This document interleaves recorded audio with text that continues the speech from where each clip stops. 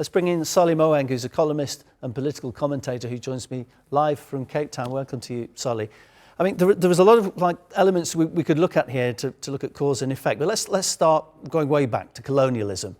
Sometimes you had nations coming in, putting priority for one ethnic group over another. I mean, is that one of the major sort of beginning points for a lot of the unrest? Hi, good afternoon. I think the biggest problem that Africa is facing these days, that used to be the problem, colonialism, for people coming in to favor people who come from their own villages, their clans, their tribes and all that. But I think that over time we've seen that it's greed a lot of times that drives people leaders coming into power, holding on to power, not respecting the need to move out when it's time for them to move out, not respecting. We've seen people changing constitutions so they stay longer in power. And it doesn't necessarily have to be people from a particular tribe. It could also be just people who came together into power and suddenly they feel that it's not time for them, or nobody can govern the way they do, or that they haven't stolen enough. You know, it's a whole combination of things, unfortunately, that has hurt Africa. But I think we should also talk about some of the best elections that have happened, say in the past 2 years in places like Mauritius, Ghana, Botswana, Senegal, where, civil society is rising, the media is rising, they're speaking back, they're demanding a better deal from their leaders.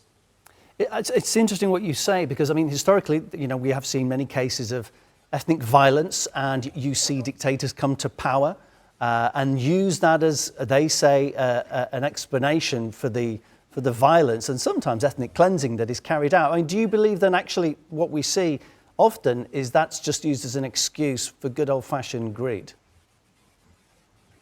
I think it is. I think once people look, first of all, most African countries have very weak democratic institutions. The leaders tend to be the institutions. They don't respect the constitutions. They don't respect what the independent electoral commissions, or the electoral commissions. Maybe let's not even call them independent. So the judges take instructions from the presidents. Unfortunately, that's still the case in many cases. So the leaders those who come in as pushes that through coup d'états tend to promise elections after 1 or 2 years in office so that they can clean up house. But we've seen some of them wanting to extend those periods. Or once they've tasted power, they feel that nobody can govern the way they do. But it's often really just an excuse for them to stay longer in power.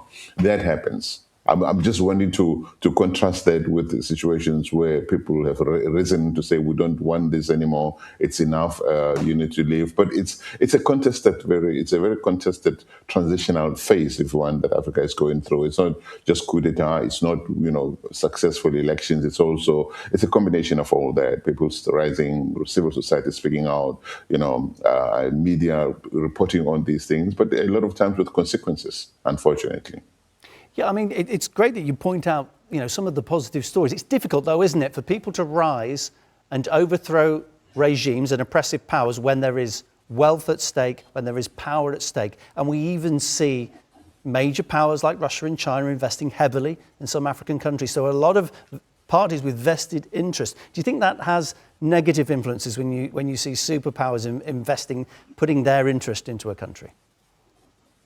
Yeah, absolutely. Look, at the COVID, like I said, it's the absence of strong democratic institutions and sufficient buffers and checks and balances between political power and administrative power. So that's why a lot of leaders are able to just give instructions to heads of the electoral commissions, or even when these countries like Russia, China come into Africa, a lot of times they don't even negotiate with the technicians who will sit and say, this is how, let's sign a deal, or let's negotiate a deal between us. It's the presidents or the politicians who will give instructions to technical teams to say, this is how, we don't want this clause, move this one over there. A lot of times they cut deals for themselves.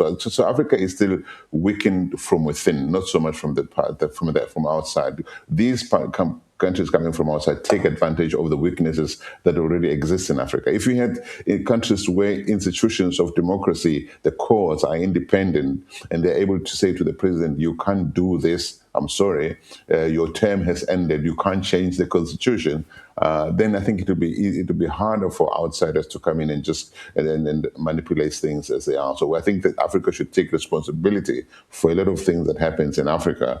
And I like to say, we talk of Africa as if it were one country. We know it's 54 different countries with very different institutions and policies and cultures, political cultures. But still, at a high level, I think that outsiders come in and take advantage of greed of weak democratic institutions. That is a problem.